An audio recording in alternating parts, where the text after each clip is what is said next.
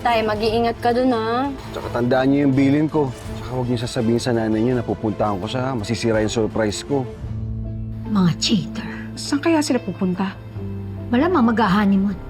Pelma, Diyos ko! Bakit hindi mo sinabi sa akin na magaling ka na?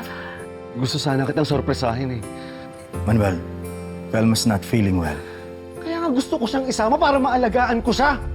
Hindi nga tayo pwedeng nandito pareho. Pero Pelma! Tama na! Pwede ba umalis ka na? Ang dami kong iniisip eh! Dumatagdag ka pa! Sabihin kaya natin kila tatay na pumunta na ulit dito si Hazel. Tigil! Nasa si Manuel! Bakit ko naman sasabihin sa'yo, ha? Ano sa kanya? Ha? Bakit? Hindi pwede, hindi mo Dapat mo nga ang ate ko! Hindi ko siya dapat pinagsalitaan ng ganoon. Sabi nung pinsan mo, magkakaroon ako ng behavioral changes. Natakot ako. Pare sigurado ko may tinatago yan si Pelma eh. Alam mo pare, huwag kang magagalit ah. Baka selos lang yung nagsasalita sa'yo eh. Parang hindi ka ba nagtataka sa reaksyon niya? Medyo. Biglaan nanlisik yung mga mata ni Maring Felma. Dati nakikita ko lang yun pag nagagalit siya kay Hazel. Hindi yun. Ano? Pare mas inuna niya yung trabaho kaysa sa mga anak namin. Oo nga, no? Pare, alam na nga niya na nanggugulo si Hazel eh. Ayaw pa rin niya umuwi ng Maynila. Pare, kilala ko si Pelma. Ha? Pababayaan niya yung negosyo namin. Huwag lang masaktan ni Hazel yung mga anak namin. Bakit hindi niyo pinaalam sa akin yung ginawa ni Hazel? Kung hindi pa tumawag si Joel, sa Tito Noah niyo hindi ko malalaman.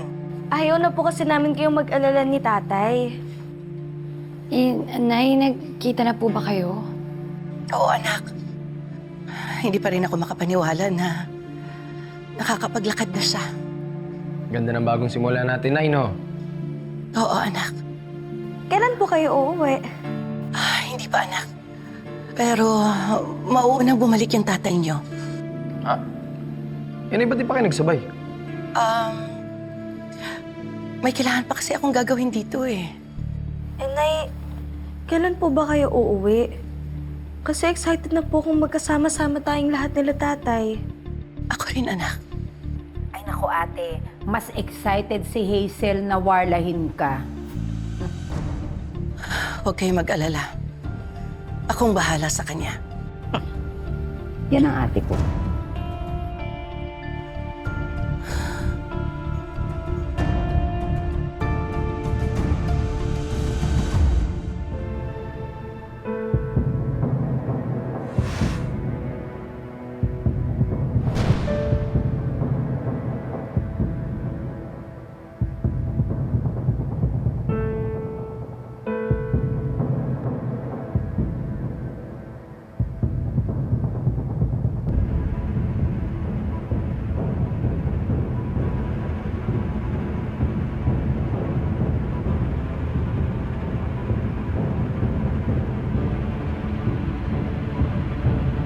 Ano to? Ininom mo with wine? Saan na ulo ko eh. Gusto mo bang mamatay, ha? Parang hindi ka naman nurse.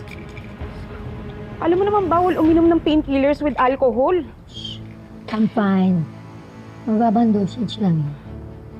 Low nga, pero nakailan ka. Tara sa ospital, papacheck ka. Ayoko. Ano bang ginagawa mo dyan? Tinitignan ko tong page ni Abel eh. Hindi ko makita, hindi ko alam kung saan sila pumunta ni Manuel kasama si Felma. Hinahanap ko dito. Uy! Ano ba?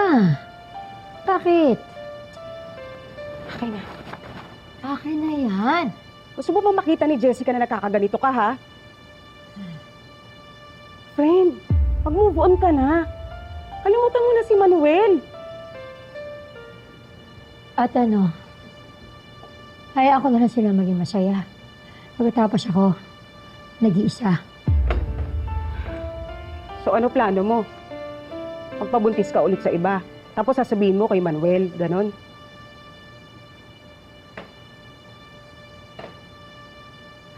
Baliw ka talaga. Kinonsider mo talaga, no? Uy, joke lang yun. Why not?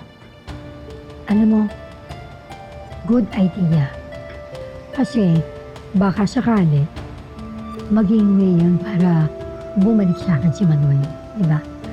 Ang galing mo dun.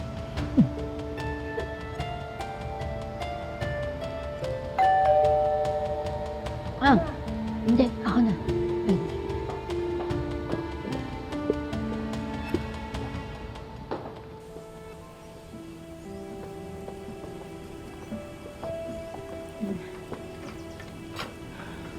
Hazel Cruz?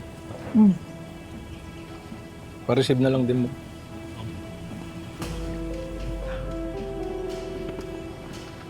Salamat po. Ano yan?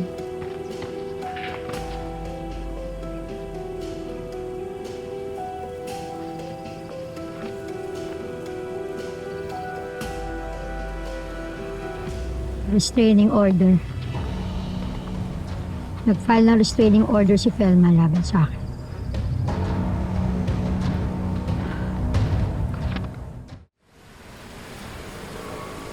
Nag-text sa akin si Attorney Yaban.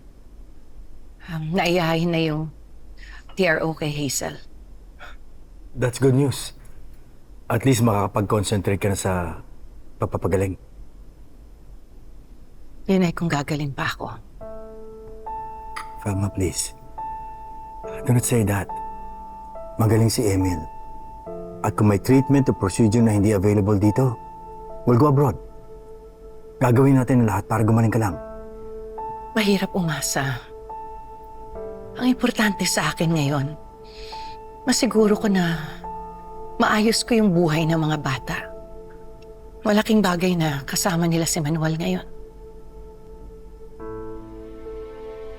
Why do you think na I will abandon them kapag wala ka na? Hindi naman sa ganoon. Iba pa rin si Manuel. Dahil siya ang tatay nila. Felma, para ko na rin silang anak. At gagawin ko lahat para sa kanila. Whatever happens. Maraming salamat para sa lahat. Sobra-sobra na yung naitulong mo sa aming mga bata. Nahihiya na nga ako dahil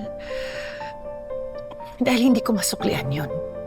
Felma, none of this nonsense, okay? I'm at your service. Always. Ngayon, sabihin mo, what do you need? Kakausapin ko si Attorney Yaban tungkol sa last will ko. Felma, ano naman ba yan? Kailangan kong gawin yun para mapanatag ako. Naisulat ko na kagabi lahat ng gusto ko. Okay. Ibigay mo sa akin. Ako na lang kakausap kay Atty. Yaban.